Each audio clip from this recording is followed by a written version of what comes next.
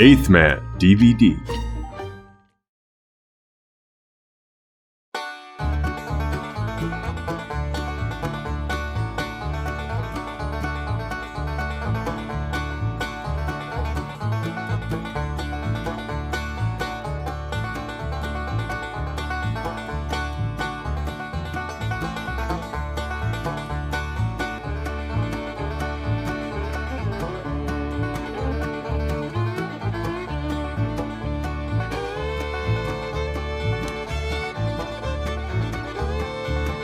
The Beverly Hillbillies.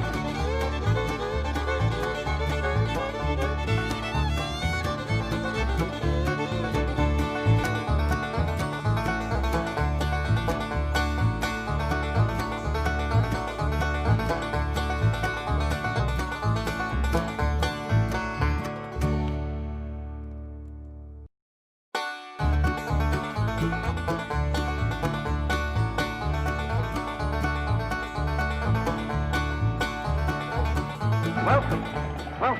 Howdy. Well, now, ain't that handy? That, Pa? Way the road takes a bend in here, runs right by the front door. No, Mr. Clampett, this is your driveway. It goes with the house. Is this thing a high? Oh, yes, indeed. It was built by John Barrymore, one of our finest actors. Pretty fair stonemason, too. Hey, Jed! This here is dandy soil. Fine, Granny. We'll commence plowing tomorrow. But this is Beverly Hills. Dirt is dirt. Yes, I know, but... Why don't we look around inside, eh?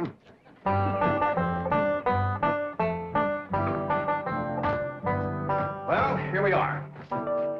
I hope you're going to like this place I picked out for you. It may be a trifle larger than what you're used to, but I feel a man with $25 million in my bank should live in a manner that... Come in, this is your home.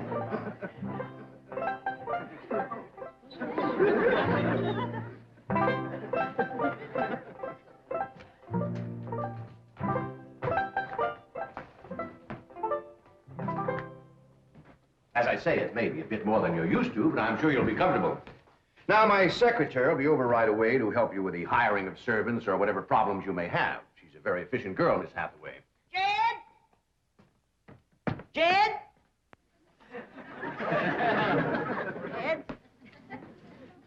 You and Jethro fetch in my stove so I can get some victuals to cooking? Oh, you have a beautiful stove. Thank you. Fetch it in, Jed. You scare up some wood, Elly. No, I mean you have a stove already installed in the kitchen. Where's that? I'll show you. Excuse us. Ellie, you go with Granny. She'll still need you to fetch some wood. Sure, Pa. Uncle Jed, guess what? There's a whole nother house up here. Jethro, come down from there. Like as not that belonged to somebody else. George. This is your kitchen. Oh, and here's the stove. The last word in food preparation. And speaking of food, you will find everything you could possibly want stored right in here. See?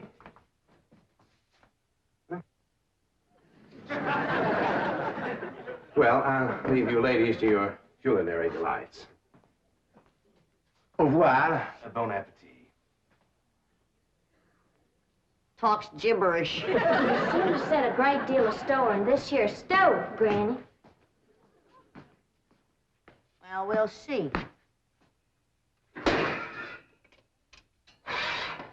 Elly, you run out and fetch some wood. I'll get a fire to going in here and we'll see. Jethro, I hope it's all right for you to be missing school. Oh, sure, Uncle Jed.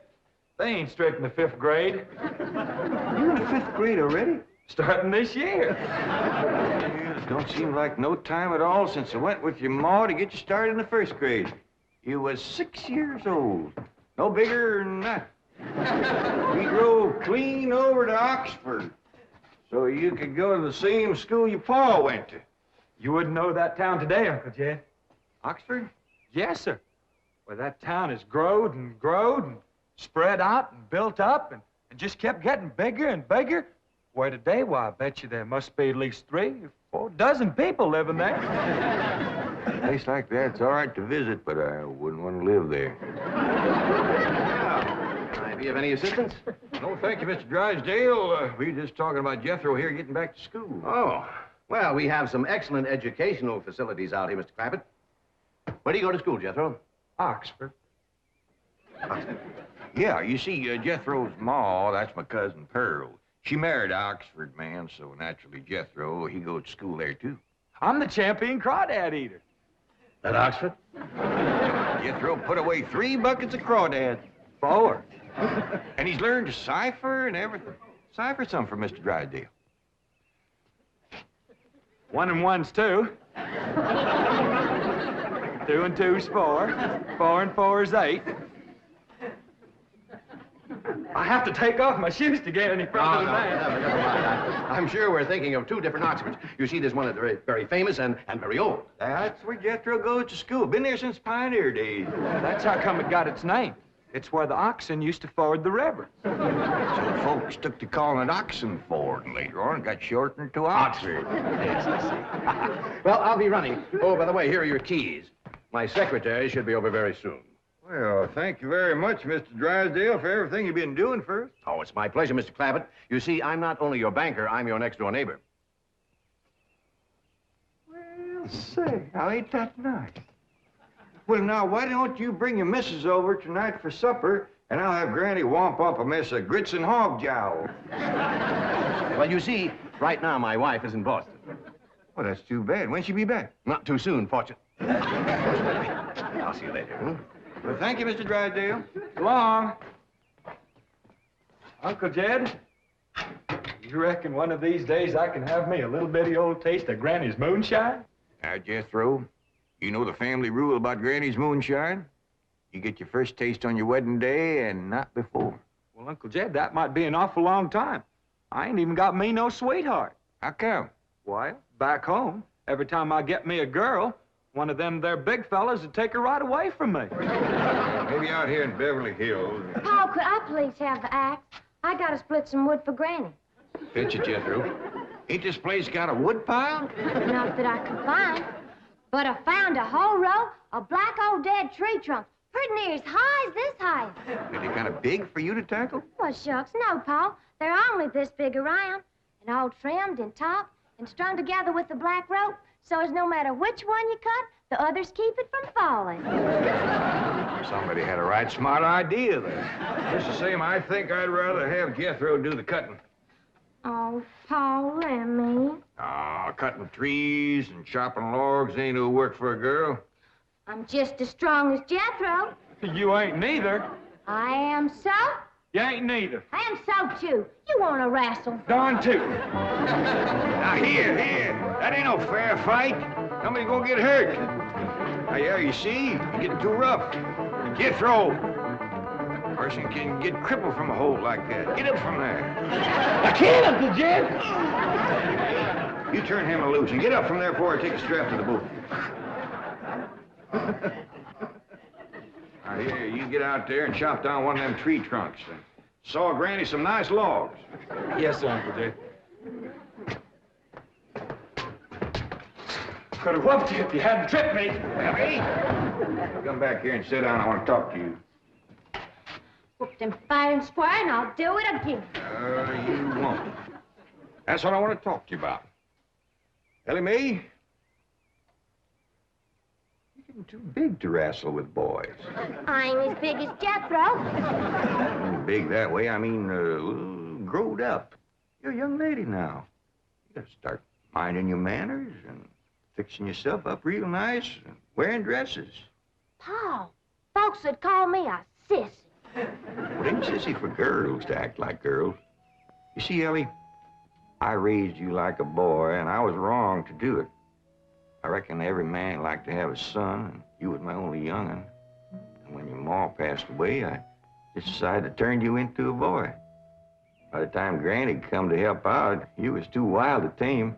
By thunder, you could outrun, outclimb, outfight, and outshoot every boy in them hills. I still can, Paul. Yeah, but it ain't fitting.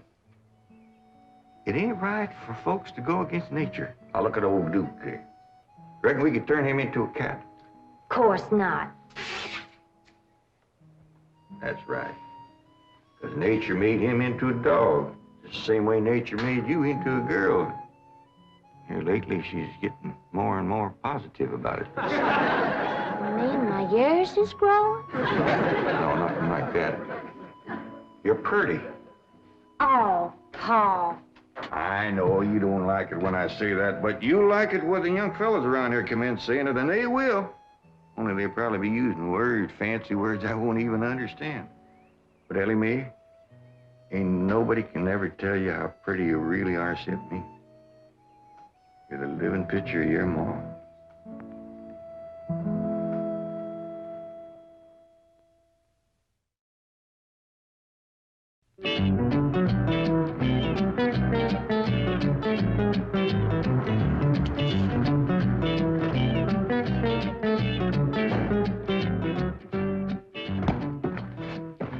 You still here? I thought you were going up to the Clampett estate. I didn't think it prudent for us both to be absent simultaneously. In the event of crises... The only crises you have to worry about right now is keeping Mr. J.D. Clampett happy. Now get up there. Tell me, how did you like the flamingos? What flamingos? I thought pink flamingos around the swimming pool would add a rather elegant touch. Mr. Clampett is not a man educated to elegance. That will take time. Right now, there are more pressing problems.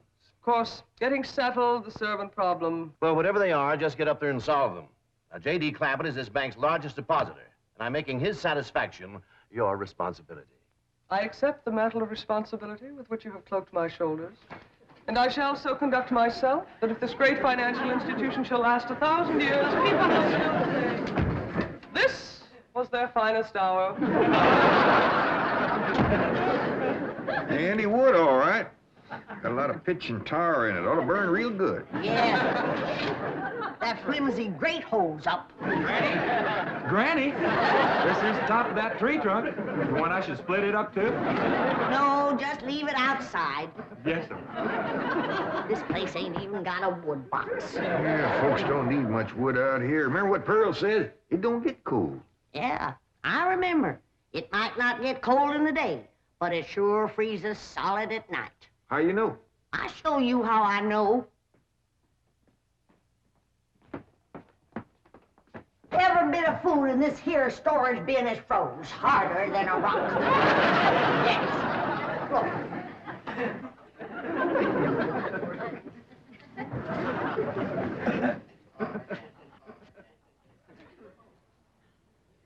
Mighty thin-skinned hog.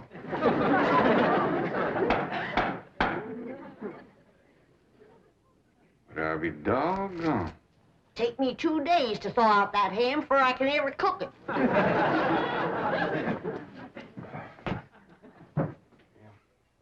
People ought to know better than store food up against the north wall. Tomorrow we'll dig us a root cellar and we put all this stuff in it. Jethro, go on out there and catch us a chicken. Okay, Uncle Jed.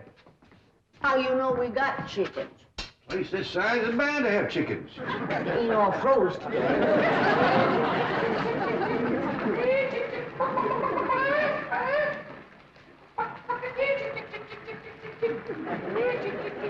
Chick, chick, chick, chick, chick, chick, chick.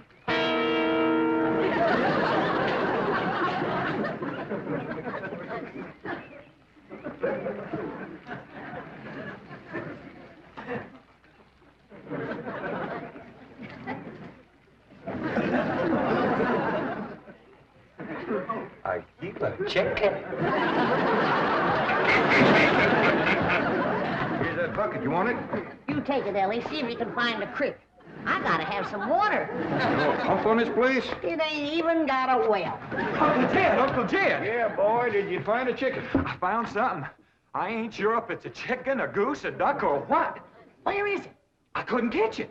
That thing can outrun a jackrabbit. There ain't no goose or duck. Must be a chicken. If it is, I was right about things growing bigger out here. That thing was this high. Chicken? Ah, Jethro. Honest, it's got legs this long. Gibby's on the drumstick. Drumstick ain't much. Whoever gets that neck is eating from now on. Commences here and runs plumb up to here. Jethro, You ain't forgot what I said about Granny's jug of liquor. I ain't been at Granny's jug. You have your in for it. Honest, cross my heart. Where'd you see this chicken? Down by the cement pond. Cement pond. Uncle Jed, that pond is the fanciest thing you ever did see. Why, they are steps, so's the cattle can walk right down into it and get a drink. And up at one end, there's a lady standing there made out of rock. And she's a-pouring water out of a jar right into that cement pond. Oh. Well, that's how come that big old pink chicken to get away from me. Flew right over the top of that there rock lady, landed in that pond, and swam like an otter. Just flapping them big old pink wings and hollered. What color did you say that chicken was? It's pink. Ain't I told you that stuff would stunt your growth? Miss Granny, I didn't touch a drop. You and me is going to the woodshed. Jethro, you swear to be telling the truth? So help me, Jefferson Davis. You take your hat off when you speak of the president. Hey, he ain't president no more. I'll have no Yankee talk in my kitchen. Now, Jethro, you and me is going back out there and corner that chicken. Granny, you get your fire to going. Elly May, you sweep up out front and keep your eyes open for that Miss Hathaway. I'm counting on her to take you in here and get you in the right kind of clothes. Come on.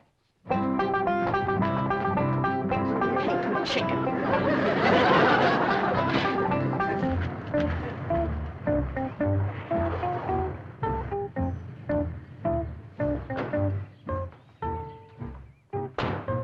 You there, young man.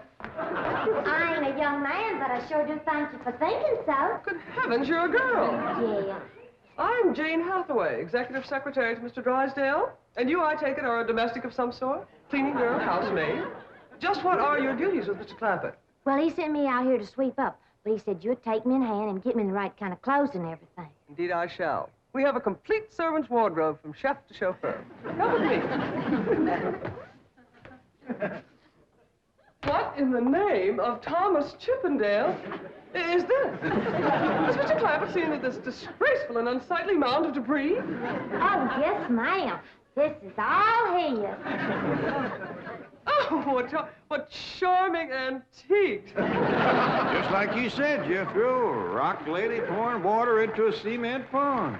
Yes, sir. And over there's where I seen that great big pink chicken. Only thing is, it don't sound like a chicken. It makes a kind of hollering noise.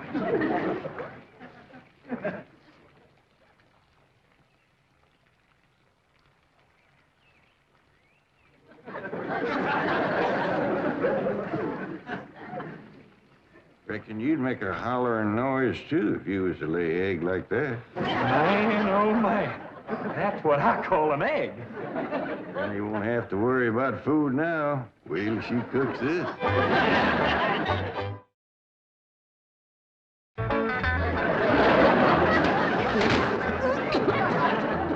That blame city stove don't draw worth nothing. Hey, Granny, look at this egg. What's all the smoke? Stove don't work. Probably just a stuffed-up flue. Ain't got a flue, ain't even got a stovepipe. Well, I'll get the shovel and a hoe and rake it out of there. You keep this egg.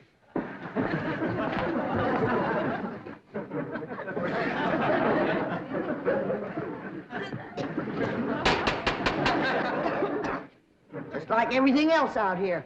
Froze solid.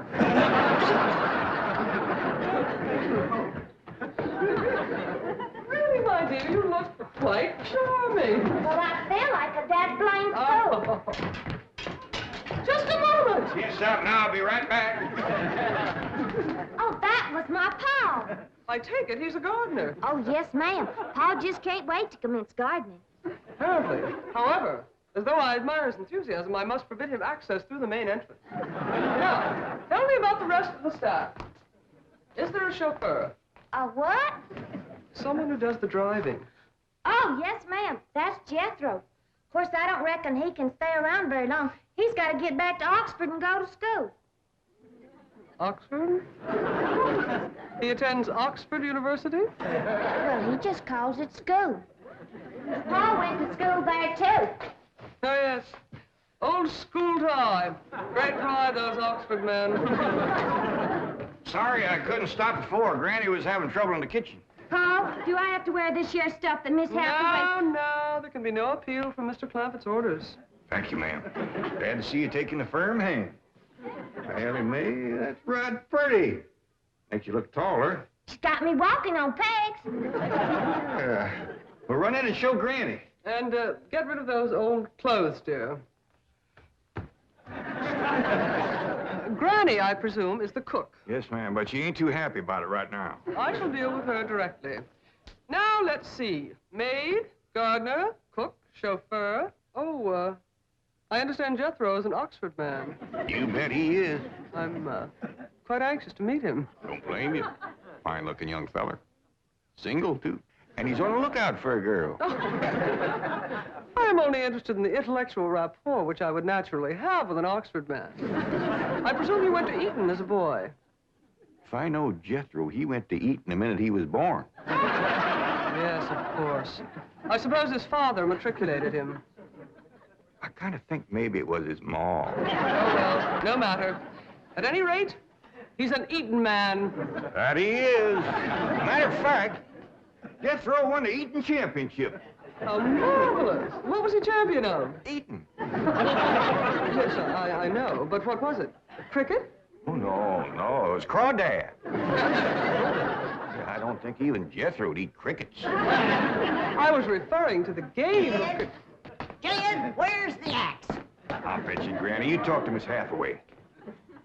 And just why does Cook need an axe? I've hit this with everything I could lay a hand to. I even whopped it with an iron skillet. You are supposed to hit it with a croquet mallet. All right, where is it? I don't think I'll tell you. There is a time for work and a time for play. Now then, what are we cooking for Mr. Clampett? Well, I don't know what you're cooking him, but if he wants any victuals from me, somebody better shoot a possum. Possum? You got a better idea? But of course, a nice big fluffy souffle. All right. You shoot it and you skin it. You don't even know what a souffle is. What kind of a cook are you? I'm a cook with a stove that don't draw, food that's froze solid, chickens that can't be caught, eggs that can't be broke, and a smart alecky city woman telling me my business. That's what kind of a cook I am. Mind your tongue, little woman. I can have your job. You sure can, and the sooner the better. Jethro's coming, and just wait till you see what he's got. Thank heaven. Now I can have an intelligent conversation. Look, Granny, I got that big chicken. I hope it ain't as tough as its age. That is a flamingo. Oh, no, ma'am. That's my nephew, Jethro. Jethro, say hello to Miss Hathaway. I didn't mind him. That's the ding dangest chicken you ever did see. You go to school at Oxford? Yes, ma'am. I'm in the 5th grade. Stop bragging and wring that chicken's neck. Elly May! No, stop, you barbarians. Don't harm one feather of that beautiful bird. I've taken just about as much as I'm going to take from you. Yeah, Granny. Elly, you get the fire going under the big kettle outdoors. Young lady, where is your maid's uniform? I ain't going to wear. Oh, yes, you are. No, I ain't. Oh, yes, you are, if I must subdue you forcefully. I wouldn't try that. Tried to tell you. I'll set on her, Elly. You get the fire to go. Now, here, Granny. Come on, let her up. Get off of her. You are discharged. All of you. Sacked. Fired. You are the most incompetent, insubordinate, belligerent group of domestics it has ever been my misfortune. Hathaway! Ah, Chief. You're just in time to help me take disciplinary action. You're fired. I've already told them. Not them, you. These people are the Clampetts. Clampett? Yes, that's right. Now go back to the office and pick up your severance pay. You're through. Now, Mr. Drysdale, hold on a spell. I reckon there's been a kind of a misunderstanding. But this little lady's been a right big help to us. Why, she fit in just like one of the family. Matter of fact, her and me is going out hunting. Ain't that right, Miss Hathaway? Well, yes, and... Yeah. Jethro, you can take that pink chicken back out to the cement pond. We're going out and shoot us a nice, big, fluffy souffle.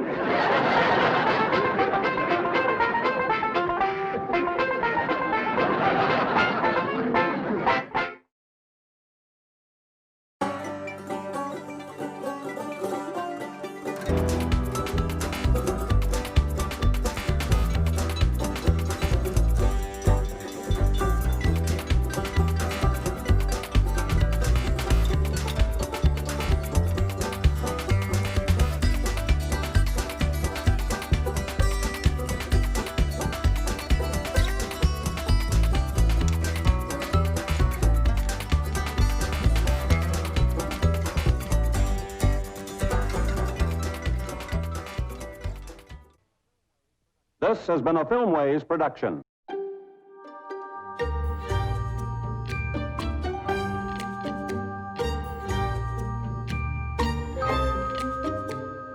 Eighth Man DVD.